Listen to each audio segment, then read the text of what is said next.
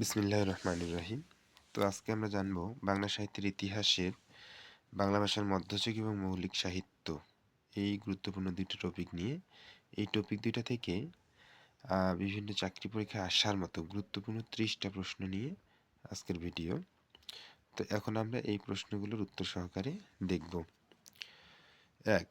কোন সময়কে বাংলা সাহিত্যের অন্ধকার যুগ বলা হয়?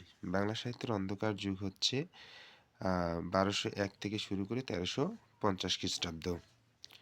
2 নম্বর, কোন শাসকদের সময়কে বাংলা সাহিত্যের অন্ধকার যুগ বলা হয়? এটা হচ্ছে তুর্কি শাসকদের সময়কে বাংলা সাহিত্যের অন্ধকার যুগ বলা হয়। শূন্য পুরাণ কার কাব্য রচনা? শূন্য পুরাণ হচ্ছে রামাই পণ্ডিতের কাব্য রচনা। 4. মধ্যযুগীয় বাংলা সাহিত্যের পৃষ্ঠপোষকতায় অগ্রণী ভূমিকা পালন করেন পাঠান সুলতানগণ। 5. আলাউদ্দিন হোসেন শাহ বাংলা সাহিত্যে কী কারণে খ্যাতিমান? আলাউদ্দিন হোসেন শাহ বাংলা সাহিত্যে অনুবাদের পৃষ্ঠপোষকতার জন্য খ্যাতিমান। মধ্যযুগে বাংলা সাহিত্যের প্রথম নিদর্শন কোনটি? মধ্যযুগে বাংলা সাহিত্যের প্রথম নিদর্শন হচ্ছে শ্রীকৃষ্ণ কীর্তন। সর্বজন স্বীকৃত ও খাঁটি বাংলা ভাষায় রচিত প্রথম কাব্যগ্রন্থ কোনটি? শ্রীকৃষ্ণ কীর্তন। শ্রীকৃষ্ণ কীর্তন কাব্যের রচয়িতা হচ্ছেন বরু চণ্ডীদাস। 9. মধ্যযুগের প্রথম কবি হচ্ছে বরুচণ্ডীদাস। 10. শ্রীকৃষ্ণ কীর্তন আবিষ্কার করেন বসন্তরঞ্জন রায়। 11. শ্রীকৃষ্ণ কীর্তন কাব্যটি আবিষ্কৃত হয় 1909 সালে। শ্রীকৃষ্ণ কীর্তন কাব্যখানি আবিষ্কৃত হয় কোথা থেকে? শ্রীকৃষ্ণ কীর্তন কাব্যখানি আবিষ্কৃত হয় গোয়ালঘর থেকে।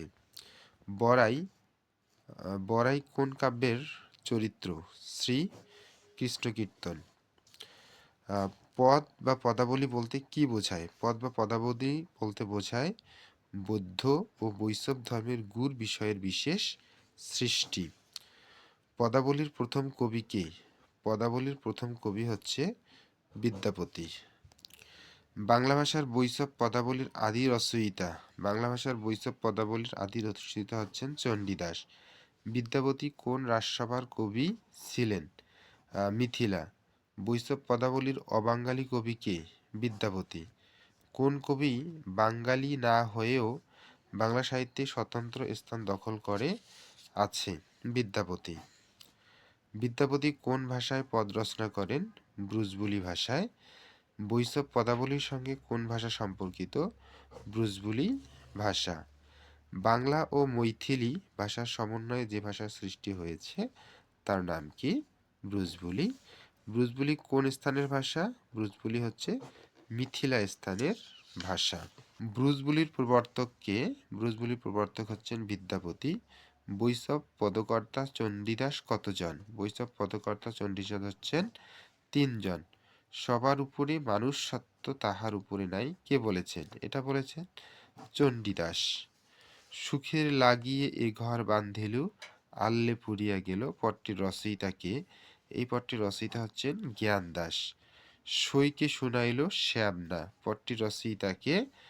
পটটির রচয়িতা হচ্ছে চণ্ডীদাস। বিদ্যাপতি কোন ধারার কবি? বিদ্যাপতি হচ্ছে বৈষ্ণব পদাবলী।